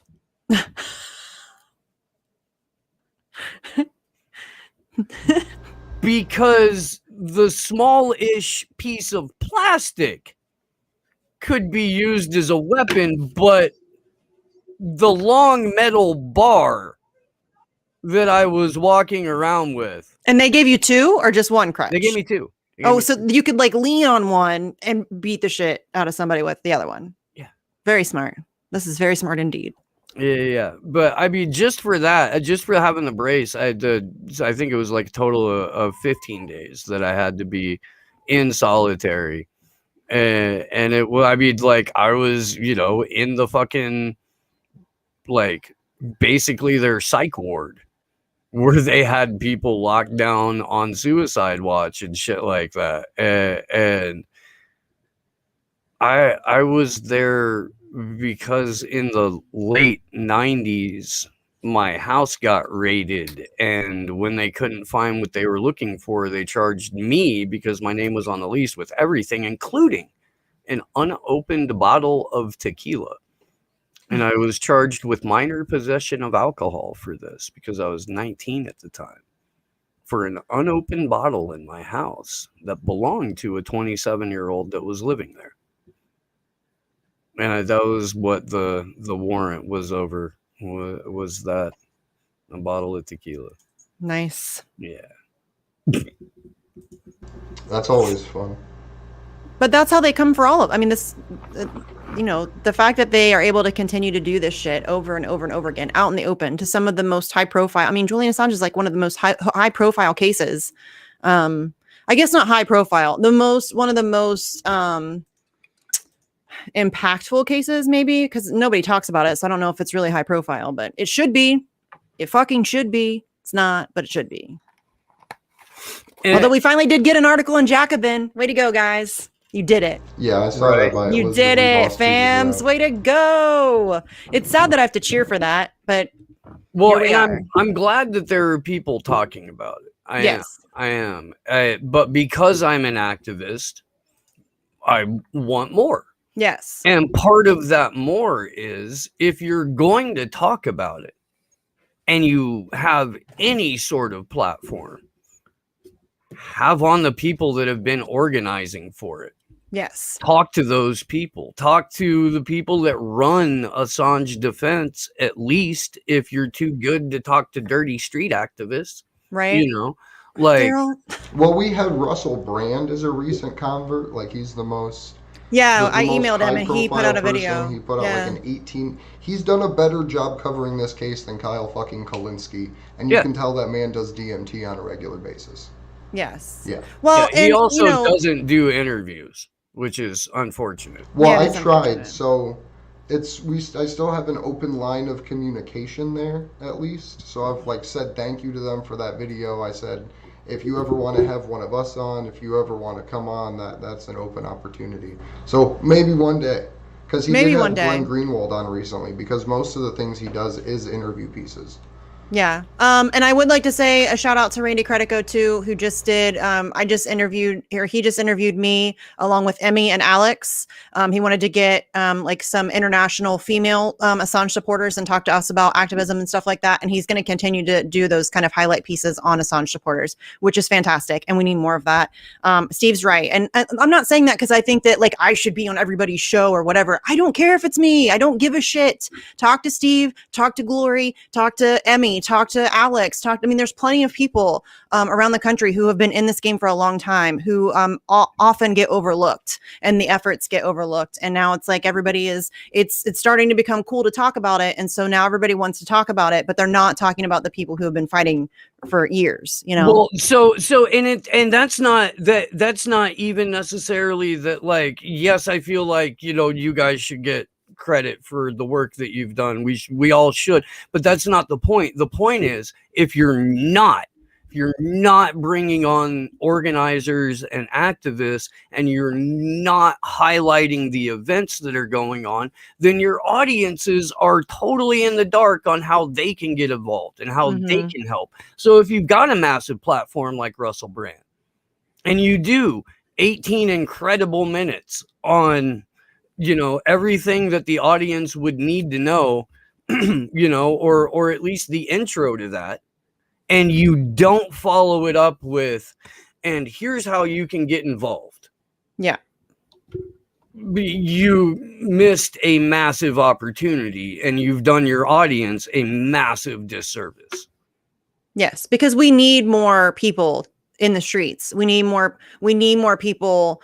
I mean, somebody got into a fight with Paula the other day about making phone calls. Fuck off. Phone calls are such an easy thing to do.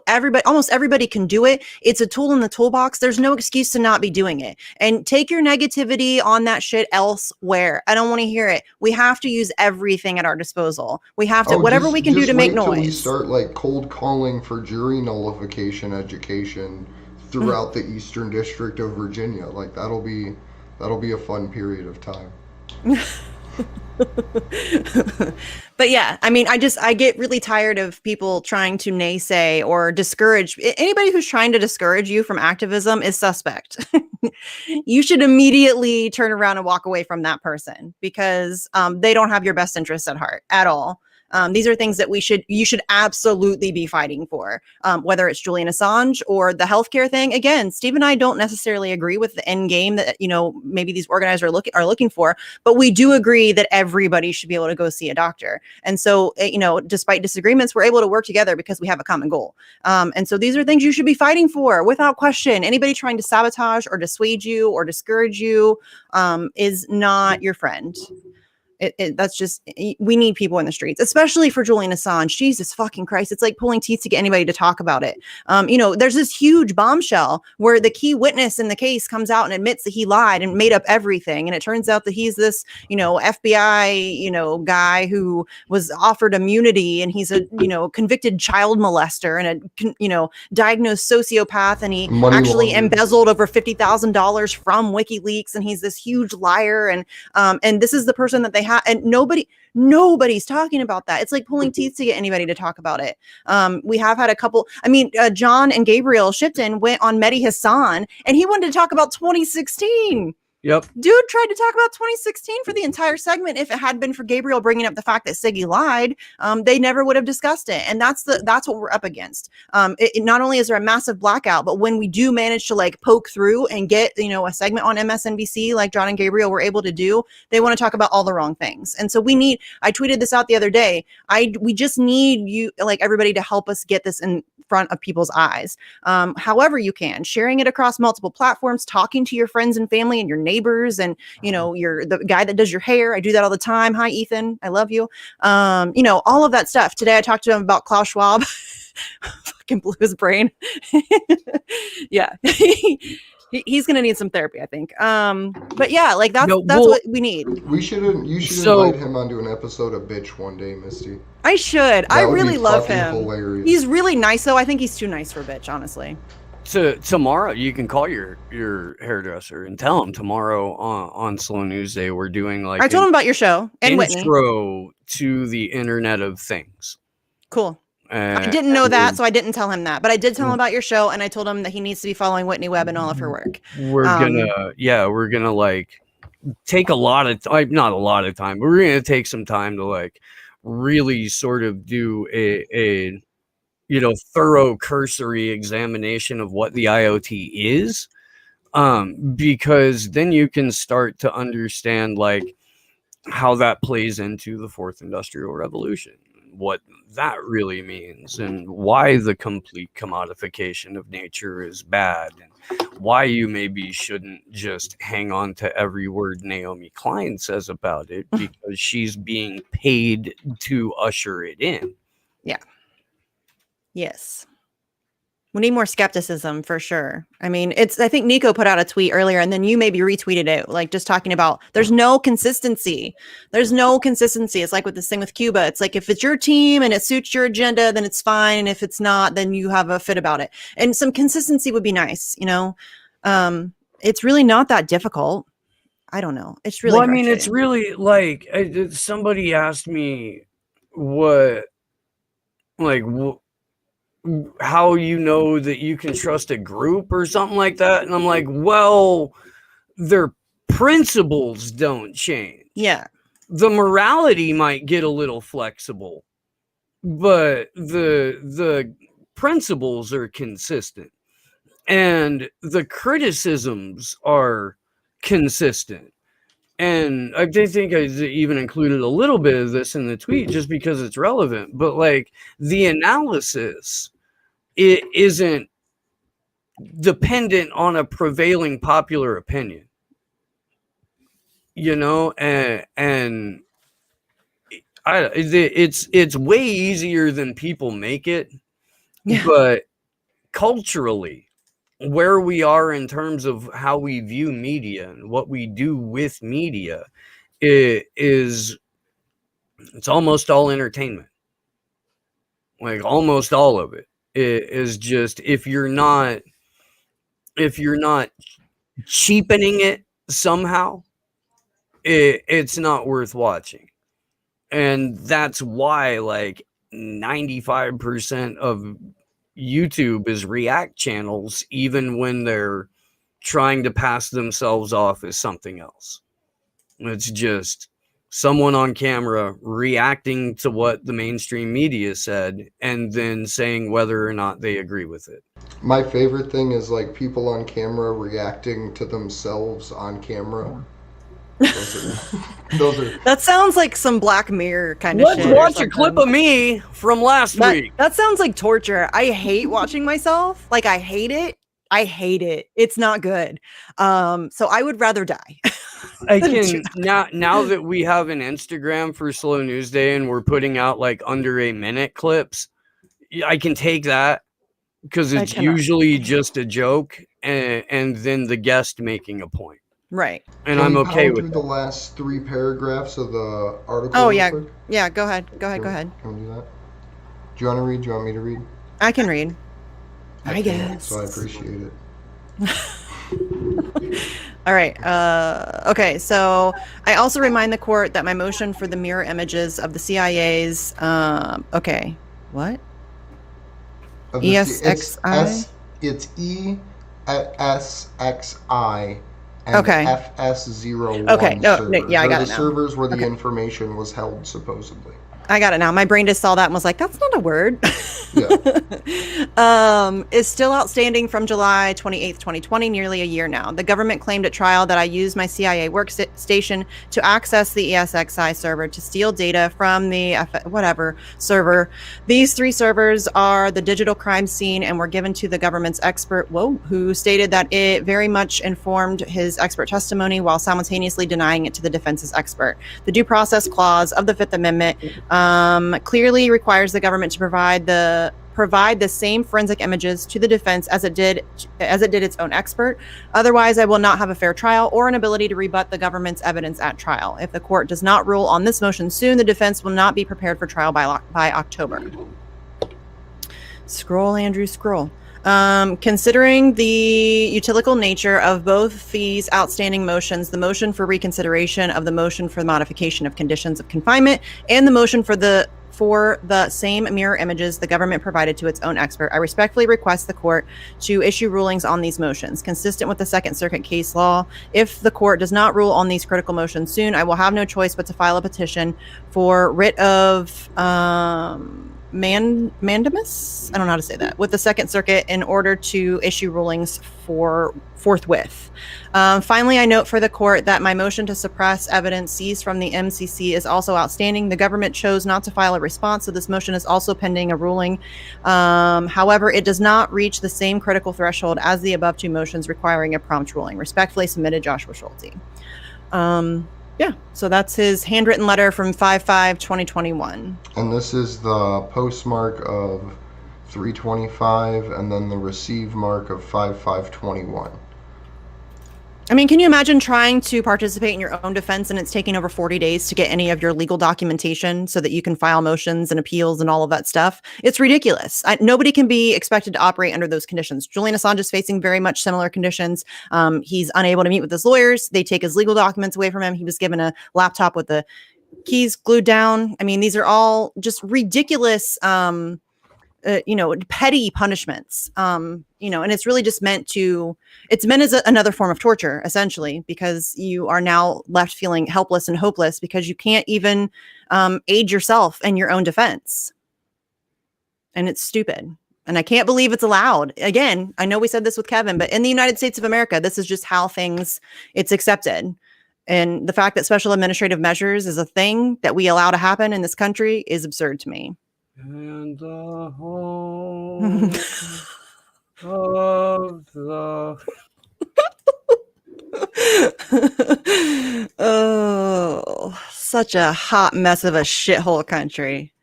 Tuesday, July 20th, San Jose, California, at noon, 280 South 1st Street, Robert Peckham Federal Building. If you're anywhere near the bay, we got people coming in from Vegas for this thing. We got people coming up from Southern California for this thing. So if you're anywhere near the Bay Area, you got no excuse. Yeah. I'm trying to wrangle John Fitch to come down. Who does Mixed Martial Mindset with Jason Burmis on Mondays, former UFC champion John Fitch, who's from like a half an hour south of me and like graduated the same year that I graduated and shit too. Like I probably at some point should have known him. A little weird, but and Keith McHenry. Keith McHenry is a fantastic speaker. And a bona fide badass. He's not allowed to get a job in the United States. That's how dangerous he is. He is Unemployable by federal decree. Mm-hmm. I mean, he's a terrorist, y'all. Capitalism, He's people. right? Because that's what that is, right? That's how that works. That's capitalism. Yeah. That's capitalism. I don't know what that is. That's some authoritarian nonsense is what that is. You know what I'm saying? That is what we are fighting against. A dude who feeds homeless people is unemployable. I mean, disallowed from employment, period. Period. Are you going to show up on payrolls or on somebody's payroll report? Did you have to give up your social security number to get this job? Like everyone on the planet who isn't working under the table. Yes, you can't have this job. Keith McHenry can't have that job. Sorry. And he just feeds people. Such an asshole, right? He feeds people. God, what is he thinking? Dude, it's kind of... I know. We live in a cartoon. Really I know. I ran into somebody at our event in Echo Park on the 3rd, and they were a Food Not Bombs volunteer from like somewhere up in Oregon, and they were trying to connect with the LA Food Not Bombs people. And I'm like, I have no idea, but I can put you on the phone with the founder. Maybe he does. And so at the event, I called Keith, and he ended up talking to this dude for like 25 minutes. Dude gets off the phone. He's like, "You're my hero." No, I just have a phone number. But to some people, that's cool. Like, that's super cool that you just hooked them up with a 25-minute conversation with Keith McHenry. Yeah. You know, yeah. I was pretty pumped when you got me an interview with Keith McHenry. So, I mean, you're not my hero. You kind of are my hero, but I don't need to be anybody. No, I agree. You should all be your own hero. Yeah. You should. Word up. I'm not that cool. Do we want to close nobody's out? that cool. Is there more stuff? Yeah. Do you have anything else to plug, Poikonen? Do you have any? I mean, I know you got like 754 shows lined up between now and Tuesday. So. Here comes the list. Tomorrow we are doing the Internet of Things thing. Thursday, Matt Orfala is going to drop by the show. We're going to talk about Satan. I don't know. Friday, get your shit together. The internet's premier call-in show. Saturday, I don't normally do a show on Saturday, but I've been trying to get an interview with this lady for a while, and we had a schedule mix-up, and then I was traveling. But Tessa Fights Robots, she will be on Saturday. That'll be a fantastic show. Sabby Sabs is gonna be on. Back up. Like Fights Robots, you mean like BattleBots Fights Robots? Or no. Her author name is Tessa Fights Robots. Okay. She's incredible. She got a ton of great stuff, but she has a piece called The Great Reset for Dummies, which if there's anyone in your life that like you're having a hard time explaining this to because you've only heard like us and Whitney talk about it, and you're like, oh shit, I need advanced degrees. Like you don't. I always feel like the guy with the strings. Great Reset for Dummies, a fantastic piece. She will be on. We got a lot of cool stuff coming up. And then August 20th and 21st in Colorado. I'll be there. Yeah, Misty will be there. I will be there. I think we've got Franco like most of the way convinced to come. And then so I'm leaning on Nico. We're talking to Pasta and Fee about it too. We're trying like let's go fams. Do a whole like MCSC network invasion. I like Denver, Colorado, and I would love to like go fuck off in the mountains for a day and go for like a team hike. That would be fun. Team building experience. How much time you have there, Misty, but I can sneak away from some stuff. I got like some obligation stuff, but I can, yeah. But I feel like we should be gassing up that event already. even though it's 5 weeks out. Like, why? I can gas it. Let's go. The plugin. We had a really, like, that was a good event there in Denver. There were some great speakers, made some good connections, got to meet one of the Flowbots, and would like to have that dude come and speak again, or do, spoken word, perform, whatever. But he was great, dude. He was great. And then there was something else. There really was. Oh yeah, I'll be piecing together all the footage I shot, and then I should be releasing the documentary by September. Would like to, at least. And dude, that's going to be such a massive project. I don't envy you. All that editing makes my head hurt just thinking about it. In over my head, dude. Going over my head. Let's see. We do have a GoFundMe. It is what is going to keep the lights on for the show and like a roof over our heads. So if you can, please donate. If you can't, share the link. It's my pinned tweet at Slow News Day Show. And then I think that's it. I don't know. Just because I want people to watch it and it'll be fun. Not this Thursday, but the following. I will be back on Tinfoil Hat with Sam Tripoli. Nice. Always. I haven't done one of those since like 2019. It's been a very long time. Cool. Yeah. Very exciting. He's funny. He makes me laugh. He's funny. Dude, Sam Tripoli is one of the hardest working people I have ever met in my entire life. Like the dude's got like 8 fucking podcasts. He's got like he tours all, he's still like all over the place. Has like all these people that he's trying to bring up, and trying to help out. And yeah, dude, the head of comedy development at Rockfin now. Nice. Yeah, he's why like Tom Segura and a whole shit ton of comedians joined. Chrissy Marr and just some murderers, man. Yeah, there was like an explosion of comedy at Rockfin over the past, I don't know, like 6 months or something. So he's doing a good job, whatever he's doing. Jesus. Yeah, no, just straight killers over there. Yeah, it is. If you're into comedy, go check out Rockfin, and you can endorse Slow News Day while you're there. That will help with their going full time. My dirty secret is that the A4A account is like a creator account, so we can see everyone's premium content for free. But if you're not me, you should pay for the $10.90 or $9.99 whoever, because there's then you get all of the content for free, all the premium content. It's a good time, good wholesome fun for everyone. It's the only way to rewind through a Jimmy Dore show while it's happening too. Dirty secret. Okay, so I'm Misty. You can find me on Twitter at Sarcasm Stardust. I have another show called Facts on the Ground. We just interviewed Matt Orfala and talked about all the bullshit YouTube censorship that's going on. We need you guys to make some noise for him. And for anybody who's dealing with that kind of censorship, we have to fight back against that. Like a lot of people keep saying, well, just leave YouTube. And no, we need to fight back against this. It's not okay what's happening.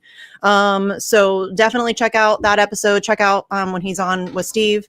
And then you just talked to Allison Morrow too, huh? Yeah. She was she's on fantastic. Yeah, she's great. She was funny. She didn't have very long because her kid was just waking up from a nap. So her producer interrupted us about midway through, but she was awesome. I spent about 2 hours with her the other morning. I think it was yesterday morning. She's a former mainstream journalist kind of person and got out. Yeah, it's very interesting. I think the interview itself was like an hour and 20 minutes, but we ended up, talking front side, back side, about 2 hours and very, very good conversation. I think that like what she's doing is so incredibly beneficial to what we do. Because she really is going to catch a number of people who are just leaving that mainstream space. And based on what she covers and who she talks to, that like cuts a whole bunch of bullshit out Yeah. for the people who would normally get stuck with like Dave Rubin or TYT or something like that. David Pacman yeah. or Sam Cedar. Yeah. Yeah. I No, like those midpoint fantastic. people. That's kind of like, I kind of try to keep facts that way, where it's like a midpoint in between. So it's not too overwhelming. I'm kind of like the entry door into the MCSC. You know what I mean? That's what I'm trying to finagle there. But yeah, she's pretty great. Also I have Bitch, of course, every Wednesday at 7. Tomorrow is going to be awesome. We have 3 of the 4 ladies from Fred Hampton Leftists. We have Jackie has to work, so she can't come, but we have Meg, Afeni, and Sabby coming on, which should be fire. I love all of them. I'm super excited. I've already done something with Sabby, so I'm excited to get to meet Meg and Afeni for the first time. I'm big fans of them, so that's going to be a blast. So check that out tomorrow at 7. And what else do I have? I don't know. I always forget shit, and it drives me nuts. I always Medicare for All rally. Oh yeah. July Oh yeah. 24th. 24th. So July 24th. Yeah. July 24th at the Columbus State House. I'm going to be the MC of the Columbus March for Medicare for All. So you can come and check that out. Jesse Jett's going to be performing. I'm really excited that I get to introduce him on stage. That makes my heart happy. So definitely come check that out if you're in the area, and hang out with us. And I think that's it now. I'm pretty sure that's it. Daniel's billboard thing. Make sure you're donating to the billboard campaign in North Carolina. Once again, I'll be picking up it's in the description. Once again, I'll be picking up the Ohio one as we get closer to football season, because I want to get that one outside of Ohio Stadium for sure. That's going to be lots of eyes on that. So I'll probably launch that at the beginning of August so that we can get ready for, I think October 20th is the day that I want to get that started again. So I think that's it. I think I'm done now. The one other thing that we have going on is the End the Damn Wars protest for September 10th, 11th, 12th, maybe a little longer. But I did put the link in chat for everyone to take a look at that, and then there's going to be more information coming out about that as we get a little bit closer, but we will be launching a GoFundMe for that, or some mechanism of money for that relatively soon. Link's also in the description. But yeah, like Steve said, just be your own hero. Do what you can with the time and money that you have. Hold on. I forgot. Randy Credico is going to be organizing some events maybe next week in DC. I don't know what else going on for sure, but I'll keep you guys updated as I get more information about that. And we're potentially having an Assange action last weekend of this month in LA. Heck yeah. Okay. Let us know and we'll promo that too. Team So much coming up, y'all. So much. It's time, man. It is. Look, if we've only got a short window of free assembly left, let's make the most. Let's use it. Yeah. I have to find a way to follow up on it, but Misty and I were invited to be speakers at Revolution, the Libertarian No, they want convention. like lots of money. No, we're not doing that shit. They want like I don't know, like $3,000 just to even for you to go? Like to get in? They want just to get. They want me to. Yeah, they want us to pay. Like the guy came up to me at our event in Columbus, and he's like, "Yeah, we could totally have you to this thing, and it would be really nice to have an Assange group there." And I'm like, "Totally, I'll go to Florida for that. Like, I'll pay for my own travel and all that stuff to do that and to be able to talk Assange. Absolutely."